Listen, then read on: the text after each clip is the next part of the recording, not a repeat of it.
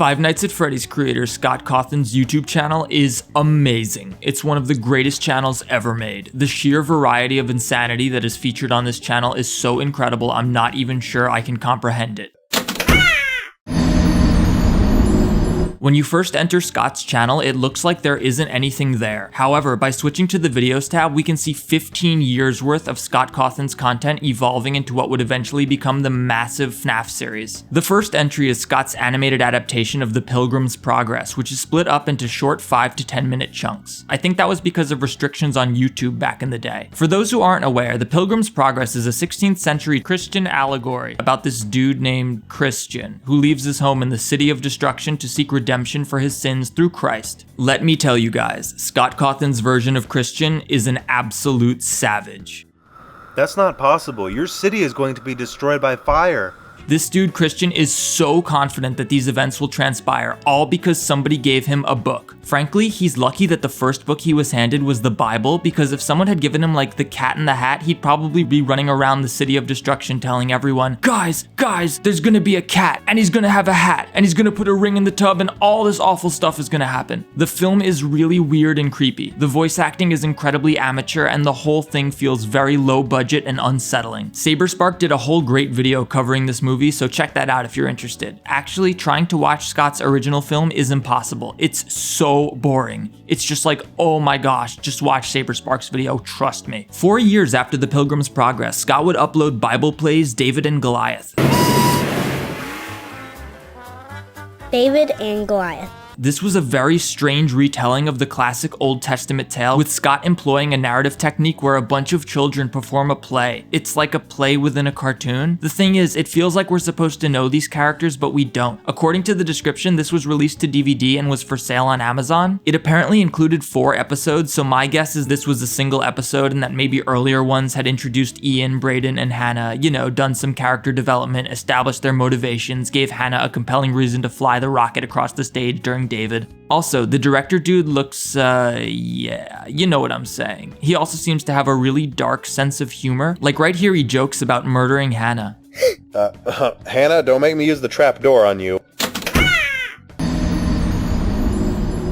Please subscribe so that YouTube sends me the plaque for 100K and my parents don't think I'm a failure anymore. Wait a minute. Ian, Braden, these characters are named after Scott's children, which almost suggests that this creepy director dude is actually... I will say though, the animation and character models are of substantially higher quality than those of The Pilgrim's Progress. Part of this is probably technology getting better in the years between the films, but Scott was also obviously becoming more talented at modeling and animation. In 2011, Scott released a video game adaptation of The Pilgrim's Progress and released an accompanying walkthrough of the game on his YouTube channel. The only way I can describe this game is that it looks like Zelda CDI. The overworld gameplay takes place from a side-scrolling perspective, the backgrounds are all pretty detailed, but the sense of depth is non-existent and the parallax scrolling makes the whole thing dizzying to look at. You navigate a pre-rendered sprite of Christian carrying his big ol' burden on his back and you go right. There's a lot of just walking right in this game. The frame rate is abysmal, which makes the parallax effect even more nauseating, but some of the art is actually pretty impressive, and it's got that kind of weird fantasy, heavy metal kind of vibe to it. I'm not really sure how to describe it. Again, it's really reminiscent of Zelda CDI. Wait, why is Willy Wonka here? Huh, Scott, what? This wasn't in The Pilgrim's Progress. It turns out The Pilgrim's Progress isn't a very exciting story. It doesn't make a great video game.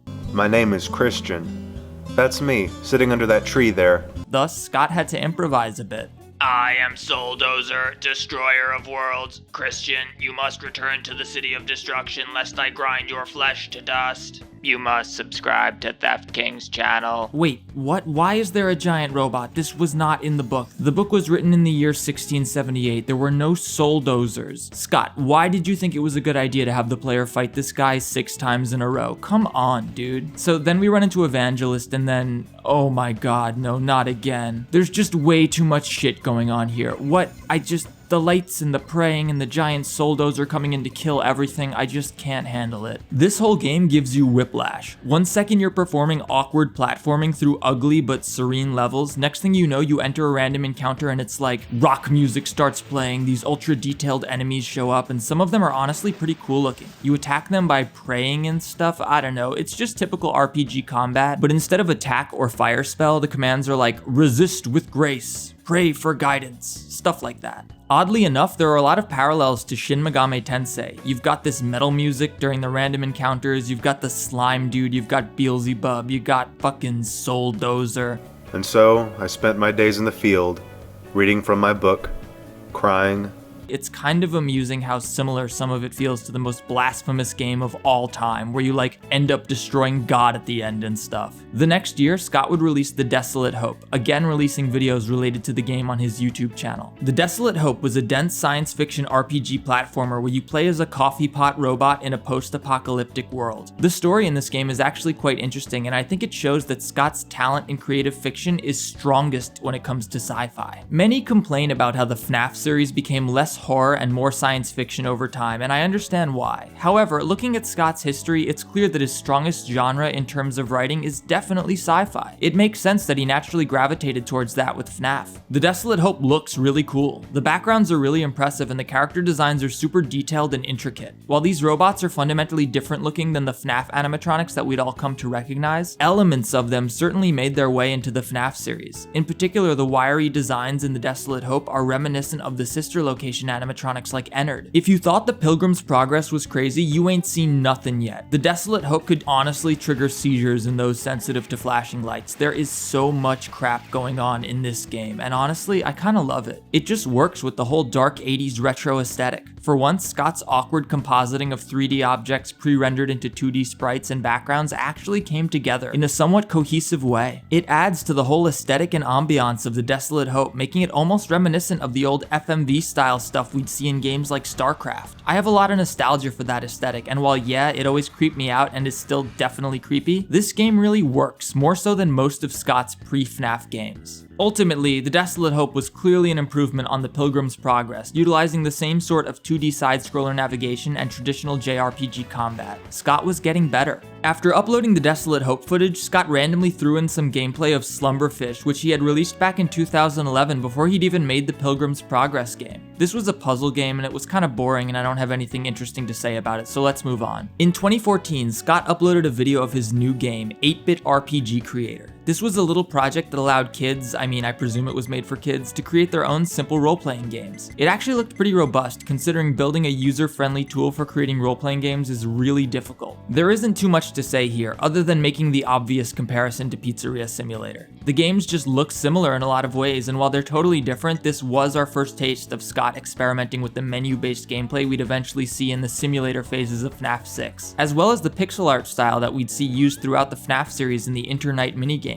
The same year, Scott would release an insane amount of games. Look at all this shit. Oh my gosh, so many games. Wait, Pimp My Dungeon, Scott. The next video Scott would upload would be for Sit and Survive, which used sprite-based graphics very akin to the 8-Bit RPG Maker. This game has been covered pretty extensively, and the only thing to note really is that the gameplay was sort of a predecessor to FNAF. You sit around clicking stuff and trying to survive. It's obviously not a horror game, and it has a totally different vibe, but the parallels are there. The next upload would be the trailer for Five Nights at Freddy's, 35 seconds that would change Scott's life forever. However, we already know about that, and I want to talk about the key game that Scott released a year before this, Chipper & Sons Lumber Co. As many of you are aware, Chipper & Sons is a weird sort of side-scrolling management simulator role-playing game thing. It was strange. We can see that Scott had continued developing his signature gameplay style from the Pilgrim's Progress and the Desolate Hope, but this time he went for a more cutesy aesthetic and targeted mobile devices. Look at this interface, it's obviously designed for mobile devices. The game was not a hit, and it didn't perform very well. Famously, Commander Stephanie Sterling made an admittedly pretty hilarious video reacting to the trailer for Chipper & Sons. They bashed the game and pointed out how the cutesy characters were unintentionally horrifying. Terrifying. Utterly What in the name of Jesus Saint McFuck? I thought he was just farting out wood.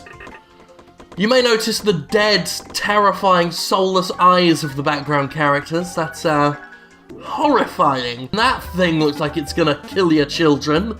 Kill me. What the fuck? I'm going to fuck your dog! Robots, that's what they are, they're robot beavers. I think he's the only living thing in this world. That's Chipper and Sons Lumberco Plus. Fuck me. Scott was devastated. People said the main character looked like a scary animatronic animal. I was heartbroken and ready to give up on game making. Then one night, something just snapped in me and I thought to myself, I bet I can make something a lot scarier than that. And the rest is history. I think it's important for us to look at how many times Scott had to fail before he eventually found tremendous success. The Pilgrim's Progress didn't make any waves, and I'm sure it didn't make any real money. I doubt The Desolate Hope did either. However, Scott continued to work on games, constantly improving them. Sure, none of these games were great, but it's undeniable that each built on the skills that Scott developed while making the prior. In the end, Scott found success with a completely different kind of game than the ones he'd spent his whole life learning to make. Sometimes that happens. Sometimes you dig and dig in one spot for years, come up empty-handed, only to trip over a treasure chest on your way out of the hole. Scott didn't let the comparative failure of his earlier projects stop him, and I think that's something important to consider. I also think it's important to listen to your critics. Scott did, and it led him to the franchise that he would ultimately find success with. Criticism can be harsh. That's not possible. Your city is going to be destroyed by fire. Sterling's criticism of Chipper & Sons certainly was. However, if Scott's skin had been just a little thinner, he might have abandoned game development entirely, and we wouldn't have the FNAF series today. And so, I spent my days in the field, reading from my book, crying. Thanks for watching. I am Souldozer, destroyer of worlds. You must subscribe to Theft King's channel, lest I grind your flesh to dust.